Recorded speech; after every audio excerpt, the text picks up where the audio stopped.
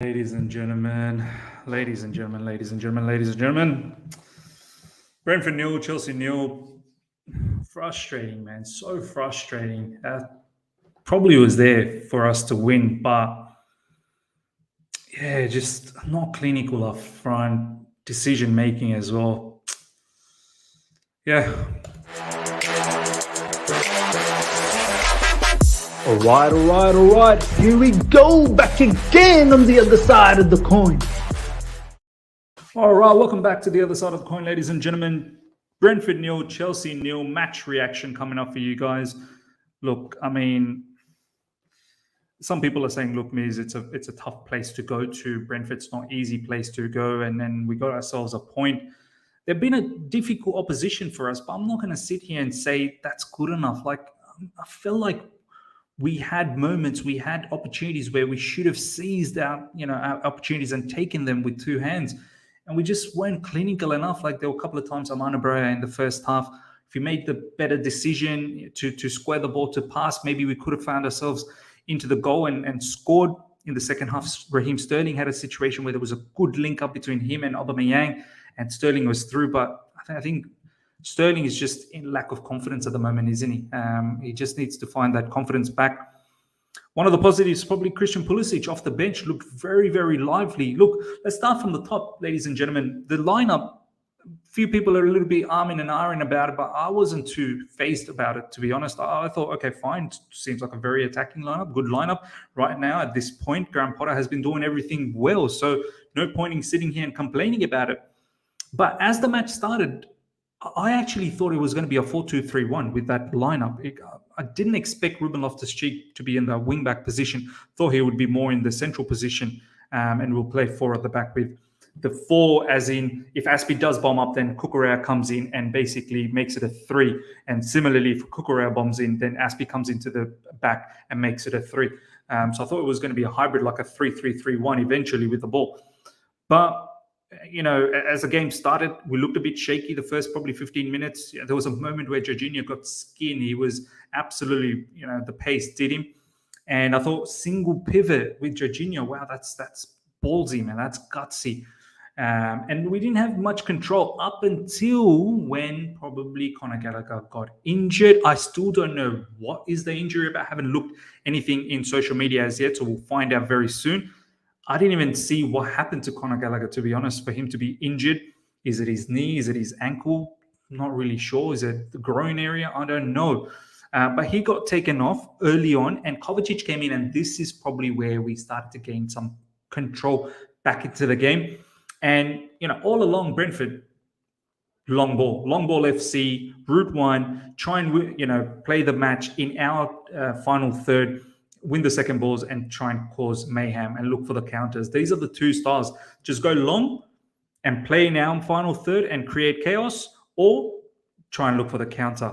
They weren't going to, play lovely, sexy football and one-touch passing, build up, go through our midfield. They weren't going to do that. They don't have the players' technical ability to do that. So they do what they're good at. They focus on their strengths. And you know what? Honestly, there were a couple of times they were through. For me, man of the match is Kepa, ladies and gentlemen. He once again kept us in. First half, Ivan Toney, header. Once again, Kepa, nice save. And in the second half, huge save. Can't remember who it was, but it looked like it was going to be a goal. And Kepa made a miraculous save once again. Look, overall, first half, not much to report on, to be honest. Like, we didn't create anything. There were great moments from Armando Broja, though. He showed good pace. He showed good agility, good pressing, good intensity. But the thing about Armando Broja that I've seen is I get the feel, and I had close to, 600 people live in the watch-along. There were a few people that were saying Broja tends to be playing for himself. He's not playing for the team. And I feel like Armando Broja, if you play for the team, everything will fall into place nicely. You don't need to impress for others. Just play for the team and the impression will take care of itself. A couple of times where I felt like, no way Armando Broja can get to the ball, and he got to the ball. That was impressive with his pace. But he probably should have squared the ball to few players there. I think there was Mason Mount there. The other time there was Kai Havertz there. And potentially could have been a goal scoring opportunity, and he didn't do that. Besides that, not much to say about anyone else, to be honest. Mason Mount was one really good pass, probably to Kai Havertz. Besides that, his off-the-ball work was good. Nothing really exuberant, nothing extraordinary, was okay. Cucurella defensively was fine. Koulibaly and Chalobah both had some iffy moments here and there, but both looked after each other and negated the situation. When Koulibaly made a mistake, Chalobah looked after. When Chalobah made the mistake, Koulibaly looked after. Ruben Loftus-Cheek in the right wing-back spot for me was decent enough. I thought he was very good. The only thing that was missing from Ruben Loftus-Cheek was his crossing. He doesn't have the same level of crossing as Reece James, right? So he was missing that, and that darting run of Reece James into the box, he didn't have that. But besides that, he was able to shield the ball. He was able to drive with the ball. His passing wasn't that bad. As I said, Kepa for me, man of the match, kept us in for the second time in a row. One notable negative that I'm going to say is Kai Havertz. Kai Havertz for me, ladies and gentlemen, I don't know how he played 80 minutes of that game. And we saw Aubameyang come in for the final 10. Aubameyang, when he came on, he looked very good on the left side. Probably should have come on a lot earlier. For me, Kai Havertz, I honestly think he was just chosen because of the height, because of the set pieces, whether it's offensively, defensively, his height is a factor. They had so many set pieces and we had to negate them. There were a couple of times where we didn't negate. So it's probably why Kai Havertz was selected. But besides that, Kai, oh my God, his decision-making, the way he gets so easily dispossessed, his body stance when he gets the ball, when he receives the ball, it's so open. He invites the players, the opposition, to come and sweep the ball off him. He's got no sense of when the opposition is pressing, like you'll see Ruben Loftus-Cheek, for example, or even Mason Mount, they know how to shield the ball. They will not let go of the ball. Whereas Kai Havertz, too easy to take the ball off him. And then the mistime passes, the shooting isn't good enough. I'd be very surprised if this guy starts against Man United, because Christian Pulisic, when he came on, he looked like he wanted to prove something. He was very good, Christian Pulisic, more direct, was taking the players on. There was a good shot with his right foot, I believe, which David Raya, it zoomed around and he had to make a save. He made a good block. Christian Pulisic looked like he was going to threaten. And had they come on a little bit earlier, maybe we could have got a little bit more. I think we made our substitutions from 60 minutes or 65th minute onwards. I felt like as soon as the second half started, it was clear to see that it wasn't working out. We needed a lot more impetus. Yeah, the control was with us, but we don't have the creativity, that attacking prowess to continuously open them up. Mind you, this is the same Brentford. Arsenal beat 3-0 and Newcastle beat 5-1 or 5-2.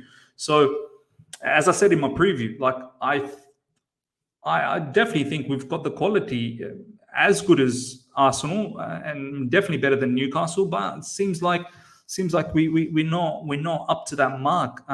Look, few people are having a go at Graham Potter. I'm not having a go at Graham Potter at all. I think Graham Potter is doing what he can with the players that he has. Do you know what I mean? We created chances. We have created chances. We couldn't materialize it into a proper opportunity for us to score a goal. We're not clinical up front. Look, Chukwuemeka looked pretty decent off the bench as well. A really fine shot right at the end. That was lucky from David Raya that he hit his heel and he went out for a goal, for a corner. That was goal bound. That's pretty much cheap, man. It's a disappointing 1 point, man.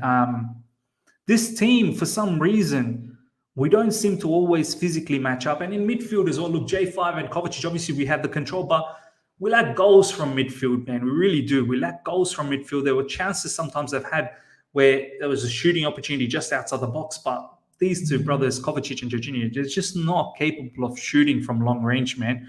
And that's really the bottom line. Look, Cucurella, as I said, defensively fine, but offensively, once again, Cucurella, I need a lot more from Cucurella offensively. Defensively, good, better than Aston Villa. That was a disaster against Aston Villa. But offensively, need him to give us some impetus. Look, ladies and gentlemen, we move on to the Man United game now. A few people are talking about the handball situation, a couple of handball scenarios that happened. Look, I'm not bothered about this handball stuff. Look, we should be finishing off the matches within the match time frame. And if I'm just hinging on like handballs, that's probably not right. Oh my God, I've just looked at Man United 2-0 now. these guys are winning, man. I can't believe it. Bruno Fernandes just scored, and Fredinho, I was going to say. Fred scored the first one. So, look, that match against Man United next up is very important. We have to get that victory at Stamford Bridge. Keep some gap between us and them. Needed that victory against Brentford to move into the Man United game and then not stop our momentum. Look, we're still unbeaten, but I definitely would give Christian Pulisic a chance to start. I don't know if I would give Havertz an opportunity for that match. Havertz for so many games now not been good. I would bring back Aubameyang. I'll bring back Sterling, that chance he had, man. He had a chance, a good link up between him and Aubameyang and Sterling. I have confidence Sterling puts that ball in, but he just waited and just didn't release that shot, man. But I'd still bring in Sterling for this match against Man United up next and hoping that Sterling can do the damage. I don't really like how deep Sterling is in that left wing-back spot. I'd rather him being high and wide if he is playing a left wing-back spot. But yeah, a few things to think about, ladies and gentlemen, for that upcoming match. Need the 3 points against Man United. Let me know how you felt about that match. Feel like could have got that 3 points, man. But yeah, comment below, smash the like button if you're here for the first time, subscribe, hit the bell notification to stay in touch with all my content, ladies and gentlemen. Until next time. See ya.